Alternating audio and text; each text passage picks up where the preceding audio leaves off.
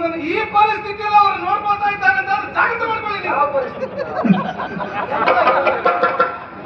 ನಮ್ಮನ್ನು ನೋಡ್ಲಿಕ್ಕೆ, ನಮ್ಮನ್ನು ನೋಡ್ಲಿಕ್ಕೆ ಕರುಣಾಕರನೇ ನಮ್ಮ ಜೊತೆಗಿರುವಂತಹ ಕಾಲಕ್ಕೆ ಅವರು ಸೋಲ್ಬೇಕು ಅಂತ ಹೇಳಿದಾಗ ಹೋಗ ಅವಳ ನಾನು ಹೊರದಾಟ ಮಾಡಿದೆ ಅಂತ ಹೇಳಕ್ಕವ. ನೀವು ಕುಡಿಯೋ ಸ್ವಲ್ಪ ಕಡಿಮೆ ಮಾಡಿದ್ದೀರಿ, ಕುಡಿಸುವವರು ಕುಡಿಸ್ತಾ ಇರ್ತೀರಿ. ಮಾಡಿದ್ದು ಇವತ್ತು 60 ನಿಮಗೆ ಇವತ್ತು ಭಾವಿಸ್ಕೊಳ್ಳ ಮಾಡಿ ಬರ್ತಾರೆ.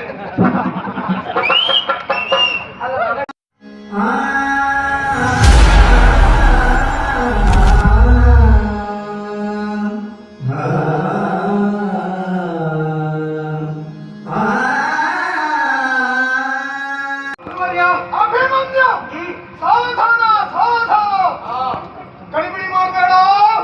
ಪ್ರಾರಂಭದಲ್ಲೂ ಗಡಿಬಿಡಿ ಮಾಡಲೇ ಇಲ್ಲ, ಮತ್ತೆ ಈಗ ಮಾಡ್ಲಿಕ್ಕೆ ನನಗೆ ನಿನ್ನ ಪ್ರಾರಂಭ ಕಂಡಾಗ ನಮಗೆಲ್ಲ ತಲೆಬಿಸಿ ಆಗಿತ್ತು. ಯಾಕೆ ತಲೆಬಿಸಿ ವಿಭಾಗ ಯಾವುದು? ಯಾಕಂತ ಹೇಳಿದ್ರೆ ನೀವು ಇಷ್ಟ ಆರಂಭದಲ್ಲ ಇಷ್ಟು ಚುರುಕಿದ್ದಾನೆ, ಇನ್ನು ಮುಕ್ತಾಯ ಹೇಗಾಗಬಹುದು ಎನ್ನುವುದಾಗಿ ನಿಮಗೆ ವಿಷಯ ಗೊತ್ತಿಲ್ಲ. ಹೇಳಿ. ಈಗ ಚುರುಕು ಸ್ವಲ್ಪ ಕಡಿಮೆ ಆಗಿದೆ. ಆಚಾರ್ಯ ಭೀಷ್ಮರಲ್ಲಿ ಹೋರಾಟ ಮಾಡುವಾಗ ಆವತ್ತಿದ್ದಂತ ಚುರುಕು ನೀವು ಕಾಣಬೇಕಿತ್ತು. ನಾನು ನೋಡಿದ್ದೇನೆ, ಎಷ್ಟು ಅಂತೆಲ್ಲ ನೋಡಿದ್ದೆ. ಹಾಗಂತ ಈ ವಯಸ್ಸು ಚುರುಕಿವನ್ನು ಕೈ ಮುಗಿಬೇಕು. ನನ್ನ ವಯಸ್ಸು ಸಾಮಾನ್ಯ 15ರಿಂದ 16 ಇರಬಹುದು. ಈ ವಯಸ್ಸಲ್ಲೇ ಚುರುಕು ಚಟುವಟಿಕೆ ಇರಬೇಕು. ಆವತ್ತು ಕಳೆದಲ್ಲ ಗೊತ್ತಾಯ್ತು ನಿಮಗೆ. ಚುರುಕಿ ಒಂದು ವಯಸ್ಸು ಎನ್ನುವುದು ಉಂಟು ಮಗು. ಗುರುವರಿಯ ನಿನ್ನಲ್ಲಿ ನಾನು ಕಂಡದ್ದೇನು ಗೊತ್ತಾ? ಪ್ರವೇಶ ಮಾಡಿದ್ದು ಇವತ್ತು 60 ನಿಮಗೆ ಇವತ್ತು ಭಾವಿಸ್ಕೊಳ್ಳ ಬೇಡ ಬರ್ತಾರೆ. ಅಲ್ಲ, ನನಗೆ ಅಷ್ಟೆಲ್ಲ ಆಗ್ತದೆ ಅಂತ ಭರವಸೆ ಇಲ್ಲ.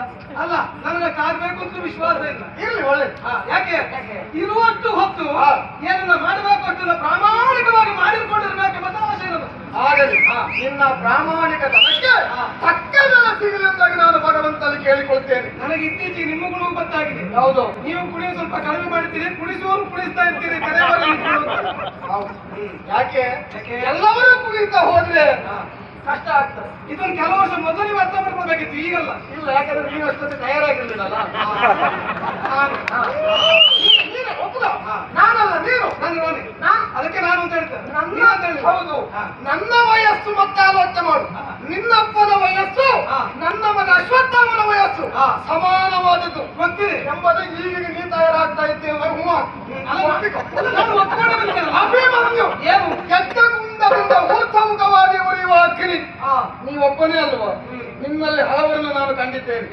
ಆಕರ್ಷಣೆಯಲ್ಲಿ ಆ ನಂದ ಕಂದ, ಧರ್ಮದಲ್ಲಿ ಧರ್ಮರಾಜ, ಫಲದಲ್ಲಿ ಭೀಮ, ಸಾಹಸದಲ್ಲಿ ಅರ್ಜುನ, ಜ್ಞಾನಿಗಳಾಗಿ ನಕುಲ ಸಹದೇವರು. ಸತ್ಯ ಹೇಳ, ಅದನ್ನ ಹೇಳಿ ಇವತ್ತು ಸೋತಿದ್ದೇವೆ. ನೀವು ಸತ್ಯ ಹೇಳಬೇಕು ಗುರುಗಳೇ. ನಿಮ್ಮ ಪ್ರವೇಶ ಆಗುತ್ತಾ ಇದ್ದದ್ದು ಈಗ. ಹೌದು, ನನ್ನ ನಿಮ್ಮ ಸಮ್ಮುಖದಲ್ಲಿ ನೋಡ್ತಾ ಇದ್ದೇನೆ. ಇದರಾದದ್ದು ಈಗ ಪ್ರಥಮ ಪ್ರವೇಶ ಆದ ಮರುಕ್ಷಣದಲ್ಲಿ ನನಗೂ ನಿಮಗೂ ಶರಪ್ರಯೋಗವಾಗಲಿಲ್ಲ, ಎಂಥದ್ದು ಆಗಲಿಲ್ಲ. ಶರಪ್ರಯೋಗಕ್ಕಿಂತ ಮೊದಲೇ ನೀವು ಸೋತಿದ್ದೇವೆ ಅಂತ ಹೇಳಿದ ಅರ್ಥ ನನ್ನದಂತ ಕರದ ವೈಖರಿಯನ್ನು ಕಂಡು ಸೋಲು ನಿಮ್ಮ ಪಾಲಿಗೆ ಖಚಿತ ಎಂಬ ಹಾಗೆ ಭಾವಿಸಿಕೊಂಡು ಪ್ರಸಂಗ ಬೇಗ ಮುಗಿಸುವ ಯೋಚನೆ ನಾವಿದ್ದೀರಾ ಹಾಗೆ. ಅಮೃತಂ ಬಾಲಭಾಷಿತಂ ಅಂತ ಹೇಳಿ ನಿನ್ನ ಮಾತು ಇಷ್ಟರ ವ್ಯಾಪ್ತಿಯಲ್ಲೇ ಇರ್ತದೆ, ಬಿಟ್ಟು ಹೊರಹೋಗುದಿಲ್ಲ. ಯಾಕೆ? ನೀನು ಮಗು. ಕಾರಣ ನನ್ನ ಬಾಣ ಏನು ನಿನಗೆ ತಾಗಲಿಲ್ಲ, ನಿನ್ನ ಬಾಣ ನನಗೆ ಗಾಯ ಹೊಡೆಯಲಿಲ್ಲ. ಯಾಕೆ ಸೋತಿದ್ದು ಗೊತ್ತಾ? ದಾರಿವಾಕನವರೆಗೂ ಹೋಗುವಾಗ ಹೂತೋಟದಲ್ಲಿ ಚಂದದ ಹೂವನ್ನು ಕಾಣ್ತಾನೆ.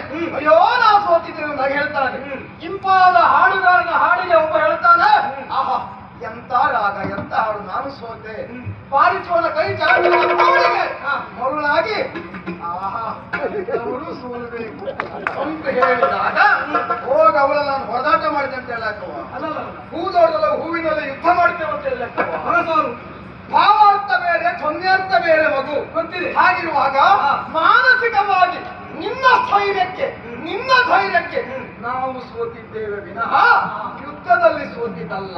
ಮಾನಸಿಕವಾದಂತ ಸೋಲು ಅಂತ ಹೇಳಿಕ್ಕೆ ಆಗುದಿಲ್ಲ. ಯಾಕೆ? ಮನಸೋದದ್ದು. ಅದೇ ಮಾನಸಿಕ ಅಂತ ಮನಸ್ಸಿಗೆ, ಮಾನಸಿಕವಾಗಿರೋದ್ರ ಅರ್ಥ ಮನಸ್ಸಿನ ಭಾವನೆ ಬಂತು ಅಂತ ಹೇಳಿ ಮನಸೋದದ್ದು. ಮಾನಸಿಕ ಅಂತಂದ್ರೆ ಮಾನಸಿಕವಾಗಿ ತಿರುಗ್ತಾ ಇದ್ದಾರೆ ಅಂತ ಹೇಳಿ ಅಲ್ಲ. ಅದೇ ಹೋದಂತ ನೀವು ಬರ್ತಿದ್ದೀರಿ. ಯಾಕಂತ ಹೇಳಿದ್ರೆ ನಿಮ್ಮನ್ನ ಅವನು ನೋಡ್ಕೊಳ್ಬೇಕಲ್ಲ ಪುಣ್ಯಾತ್ಮ. ನನ್ನ ನೋಡ್ಕೊಳ್ಳಿಕ್ಕೆ ನಾನು ನಿಮ್ಮ ಪಕ್ಷದಲ್ಲಿದ್ದಲ್ಲ, ನನ್ನ ಪಕ್ಷ ಬೇರೆ. ನನ್ನ ನೋಡ್ಕೊಳ್ಳಿಕ್ಕೆ ವ್ಯವಸ್ಥಿತವಾದ ವ್ಯವಸ್ಥೆ ಉಂಟು. ನನ್ನನ್ನು ನೋಡ್ಲಿಕ್ಕೆ, ನಮ್ಮನ್ನು ನೋಡ್ಲಿಕ್ಕೆ ಕರುಣಾಕರನೇ ನಮ್ಮ ಜೊತೆಗಿರುವಂತಹ ಕಾಲಕ್ಕೆ ನಾವು ಕರುಣಾಕರನ ಬಿಟ್ಟಿದ್ದೇವೆ ಅಂತ ಹೇಳಿದ್ರೆ. ನೀವು ಬಿಟ್ಟಿದ್ದು ನನ್ನ ಮಾತಿನ ಅರ್ಥ ನೀವು ಹಾಗೆ ಭಾವಾರ್ಥ ಅರ್ಥ ಮಾಡಿಕೊಳ್ಳಿ. ನಾನು ಹೇಳಿದ್ದು ನೀವು ಬಿಟ್ಟಿದ್ದೀರಿ ನಾವು ಹಿಡ್ಕೊಂಡಿದ್ದೇವೆ ಅಂತ ಹೇಳಿದಲ್ಲ. ನಮ್ಮನ್ನ ಸದಾಕಾಲ ಕಾಯೋಕೆ ಕ್ಷಣ ಬಿದ್ದ ನಮ್ಮ ಪಕ್ಷದಿದ್ದಾರೆ ಅಂತ ಹೇಳಿದ್ದಾರೆ. ಕರುಣಾಕರ ಯಾರು ಹಿಡ್ಕೊಂಡಿಲ್ಲ, ನಾವು ಕರುಣಾಕರನ ಹಿಡ್ಕೊಂಡಿದ್ದೇವೆ. ಆಶೀರ್ವಾದ ಉಂಟು.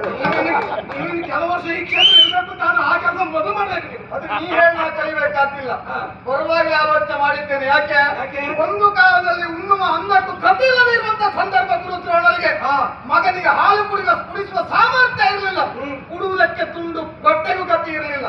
ಹಸ್ತಿನ ಕೈ ಬೀಸಿ ಕರೆದಾಗ ನನಗೆಲ್ಲವೂ ಕೊಟ್ಟಿರುವಂತ ಅಭಿಮಾನಕ್ಕೆ ಇಂದು ಇಲ್ಲಿ ಬಂದು ನಿಂತಿದ್ದೇನೆ. ನಿಮ್ಮನ್ನು ಈ ಪರಿಸ್ಥಿತಿಯಲ್ಲಿ ಅವರು ನೋಡ್ಕೊಳ್ತಾ ಇದ್ದಾರೆ ಅಂತ ಜಾಗೃತ ಮಾಡ್ಕೊಳ್ಳಿ. ಯಾವ ಪರಿಸ್ಥಿತಿ? ವಯಸ್ಸಾಗ್ತಾ ಬರ್ತಾ ನೀನಾಗೇನಂತ ಗೌರವದಲ್ಲಿ ನಾನು ಹೊರಗಿನ ವಿಷಯವೇ ಮಾತಾಡಲಿಲ್ಲ ಅಂತ ಹೇಳ್ತಾ ಇದ್ದೆ. ಇನ್ನು ಅದನ್ನ ಹೇಳ್ತೀನಿ. ಯಾಕೆ ಕೇಳಿ ನೀವು ಹಾಗೆ ಅದೇ ವಿಷಯದ ಕುರಿತಾಗಿ ಮಾತನಾಡೋದಕ್ಕೆ ಪ್ರಾರಂಭಿಸಿದ್ರಿಂದ ನೀವು ಮಾತನಾಡಿದ್ರಿಂದ ನಾನು ಮಾತಾಡಬೇಕು ಅನಿವಾರ್ಯ ಕಾಲ ಅರ್ಥ ಆಗುತ್ತೆ. ನಿನ್ನ ವ್ಯಾಪ್ತಿ ಅಷ್ಟೇ. ನಿನ್ನ ವ್ಯಾಪ್ತಿ ಸಣ್ಣವನಲ್ವಾ? ನಮ್ಮ ವ್ಯಾಪ್ತಿ ಕೊಟ್ಟದ್ದು ಕಾಣಬಹುದು. ನಿಜವಾಗಿ ನಾವೆಲ್ಲ ಹಾಗೆ ಕೇಳಿ ನಮಗೆಲ್ಲ ದೊಡ್ಡವರ ಆದರ್ಶ ಗುರುಗಳೇ. ನೀವೆಲ್ಲ ಹಾಗೆ ಕೊಟ್ಟಂತ ದಾರಿಯೇ ನಮಗೊಂದು ದಾರಿದೀಪ. ನೀವು ಆಗಾಗ ವ್ಯಾಪ್ತಿ ಬಿಟ್ಟು ಮಾತಾಡ್ತಾ ಇದ್ದರಿಂದ ಈ ಕ್ಷೇತ್ರದಲ್ಲಿ ಮಾತಾಡ್ಲಿಕ್ಕೆ ನೀವು ಸಂಪೂರ್ಣವಾದ ಸ್ವಾತಂತ್ರ್ಯವನ್ನು ಕೊಟ್ಟಿದ್ದೀರಿ. ಆದ್ರಿಂದ ನಾನು ಮಾತಾಡ್ತಾ ಇದ್ದೆ. ದೊಡ್ಡವರ ಆದರ್ಶ ನಮಗೆ ಆಚರಣೆಗೆ ಅನುಕೂಲ. ಹಿರಿಯವರ ಮಾತು ಕೇಳ್ತೀಯ. ಖಂಡಿತ ಯುದ್ಧ ಬೇಡ, ಮನೆಗೆ ಹೋಗು. ನೀವೊಂದು ಕೆಲಸ ಮಾಡಿ, ಮನೆಯವರಿಗೆ ಪಾಠ ಮಾಡಿ, ನನ್ನ ಮನೆ ಹೋಗ್ತೇನೆ. ಈಗ ಮನೆಯಲ್ಲಿ ಇಲ್ಲ, ಎಲ್ಲ ಇರುವುದು ಶಿಬಿರದಲ್ಲಿ ನಾವು. ಅಲ್ಲಲ್ಲ ಈಗ ನೀವು ಕೆಲಸ ಮಾಡ್ಬೇಕಂತ ಕೇಳಿ ನೀವು ಮನೆಯಲ್ಲಿದ್ದುಕೊಂಡು ನನಗೆ ಈ ಪಾಠ ಮಾಡಿ ನಾನು ಕೇಳ್ತೇನೆ. ಅದು ಬಿಟ್ಕೊಂಡು ಯುದ್ಧಕ್ಷೇತ್ರದಲ್ಲಿ ಪಾಠ ನಾನಿಗೆ ಮಾಡುವುದೇನು? ನೀನು ಯಾವ ಗುರುಮಠದಲ್ಲೂ ಕಲಿತೆ, ಯಾವ ಗುರುಕುಲದಲ್ಲಿ ಕಲಿತೆ, ಎಲ್ಲೂ ಕಲಿಲಿಲ್ಲ. ಸಾತ್ಯಕಿ, ರಾಮಕೃಷ್ಣ, ಅಪ್ಪ ಪಾರ್ಥ ನಿಮಿತ್ತ ಮಾತ್ರ ಬಿಟ್ಟು ನೀನು ಹುಟ್ಟಿನಿಂದಲೇ ಎಲ್ಲ ಕಲ್ತ್ಕೊಂಡು ಬಂದಿದ್ದೇನೆ ನಮಗೆ ಗೊತ್ತುಂಟು. ಹೌದು, ಮೀನಿನ ಮೊಟ್ಟೆಯಿಂದ ಹೊರಬಂದ ಮೊಟ್ಟೆ ಒಂದು ಒಡೆಯುತ್ತಾ ಚಿಕ್ಕ ಮೀನಾಗುತ್ತಾ ಈಜುವುದಕ್ಕೆ ಯಾವ ಮೀನು ಕಲಿಸುವುದಿಲ್ಲ. ಅಗತ್ಯ ಇಲ್ಲ. ಸ್ವಯಂ ಪ್ರೇರಿತವಾಗಿ ಅದು ಈಜುತ್ತಾರೆ. ಅಭಿಮನ್ಯು ಹಾಗೆ. ಹಾಗಾಗಿ ಒಮ್ಮೆ ಮಾರ್ಮಲೆತ್ತು ಮುಂದೆ ಬಂದು ಅಂತಾದರೆ ನಿನ್ನನ್ನು ಎಲ್ಲಿಯಾದ್ರೂ ಕೊಂದೆವು ಅಂತಾದರೆ ಅಂದ್ರೆ ವಯೋಮಿತಿಯಲ್ಲಿ ನನ್ನ ವಯಸ್ಸಿಗೂ ನಿನ್ನ ವಯಸ್ಸಿಗೂ ಅಜಗಜಾಂತರ ವ್ಯತ್ಯಾಸ. ಹಾಗಾಗಿ ನೀನು ಶಿಶು ವಯಸ್ಸಲ್ಲಿ ಅಜಗಜಾಂತರ ವ್ಯತ್ಯಾಸ. ನಿಜವಾಗಿ ಈಗ ನಾನು ತಾವು ಏನಂತ ಭಾವಿಸ್ತೀರಿ? ಶಿಶು ಗುರುಗಳೇ, ಕೆಲವು ಸಾರಿ 60 ಕಳೆದ ಮೇಲೆ ಅರಮರವಂತ ಕರೀತಾರೆ, ಅಲ್ಲು ಬರುವಂತ ಕರೀತಾರೆ. ನಿಮಗೆ ನಾನು ಹಾಗೆ ಹೇಳಿಕಾಗುದು. ಯಾಕೆ ಗೊತ್ತಾ? ನಿನ್ನನ್ನು ಎಲ್ಲಿಯಾದ್ರೂ ಕೊಂದೆವಂತಾದ್ರೂ ಶಿಶುಹತ್ಯಾ ದೋಷ ಜೊತೆಗೆ ಭ್ರೂಣ ಹತ್ಯಾ ದೋಷವು ಬರ್ತದೆ. ಹೇಗೆ? ಗರ್ಭಿಣಿ ಅಂತಲ್ಲ ಮಗ? ಹೌದು, ನನ್ಗೆ ಗೊತ್ತು. ಅಲ್ವಾ? ಎಲ್ಲಿಯಾದ್ರೂ ನಿನಗೆ ಗೊತ್ತುಂಟು, ನಿನ್ನಿಂದ ಅಂತಲ್ವಾ? ಎಲ್ಲಿಯಾದ್ರೂ ನೀವು ನಾನು ನೆನಪಿಸು ಬೇಡ ಅಂತ ಹೇಳಿದ್ದು. ನನ್ನಂತೆ ಗರ್ಭಿಣಿ ನೀವು ಮತ್ತೆ ನೆನಪಿಸಬೇಕಂತ ಕೇಳಿದ್ದೆ. ಅನಿವಾರ್ಯತೆ ಉಂಟು. ಯಾಕೆ ಅನಿವಾರ್ಯತೆ? ಕ್ಷೇತ್ರ ಬೆಳಿಗ್ಗೆ ಆರಂಭವಾಗಿದ್ದು ಮಧ್ಯಾಹ್ನ ಹೊತ್ತಾಯ್ತಾ ಬಂತು. ನಾವೆಲ್ಲ ಒಂದಿಷ್ಟು ಕುಡಿಯುವುದ ತಿನ್ನುವುದ ವ್ಯವಸ್ಥೆ ಮಾಡ್ತಿದ್ದೇವೆ. ನೀನು ಏನೋ ಮುಟ್ಟಿಲ್ಲ ಇಷ್ಟೊತ್ತವರೆಗೆ. ನಿಮಗೆ ವಿಶ್ವಾಸ ಉಂಟು ಆಗಬೇಕಾಗಿಲ್ಲ. ನನಗೇನು ಕೇಳು, ನಮ್ಮ ಪಕ್ಷ ಜಯಶ್ರೀಯ ಮುಡಿಯನ್ನು ಹಿಡಿದು ಎಳೆದರುವ ತನಕ ನಾನು ಏನು ತಿನ್ನುವುದಿಲ್ಲ, ಏನು ಕುಡಿಯುವುದಿಲ್ಲ. ಇವತ್ತು ನಾನು ಬರೀ ಹೊಟ್ಟೆಯಲ್ಲೇ ರಂಗ ಪ್ರವೇಶ ಮಾಡ್ತೇನೆ ಎಂಬುದಕ್ಕೆ ಅನುಮಾನವೇ ಇಲ್ಲ. ಹಾಗೆ ನಮ್ಗೆ ಬೇಸರ ಏನು ಗೊತ್ತಾ? ಯಾಕೆ? ಕೊನೆಗೂ ಬರೀ ಹೊಟ್ಟೆಯಲ್ಲಿ ನಾನು ಕಳಿಸ್ಬೇಕಾಗ್ತದಲ್ಲ ಅಂತ ಹೇಳಿ. ಅದಾಗುವುದಿಲ್ಲ. ಕಾರಣ ಏನು ಗೊತ್ತಾ? ಯಾಕೆ? ಭ್ರೂಣ ಹತ್ಯೆ ದೋಷ ನನ್ನ ಅಯ್ಯೋ ನನ್ನ ಗಂಡನನ್ನು ಕೊಂದರಲ್ಲ ಗುರುಗಳಿಂದಾಗಿ ಹೊಟ್ಟೆಯನ್ನು ಬಡಿದುಕೊಂಡರೆ ಅಲ್ಲಿ ಆ ಭ್ರೂಣ ಎಂದು ನಾಶವಾದರೆ ನಾನು ಬರೀ ಹೊಟ್ಟೆಯಲ್ಲಿ ಹೋಗುವುದಿಲ್ಲ. ಯಾಕೆ? ಹಸಿದ ಹೊಟ್ಟೆಯಲ್ಲಿ ಬಂದಿದ್ದೇನೆ. ಯಾಕೆ?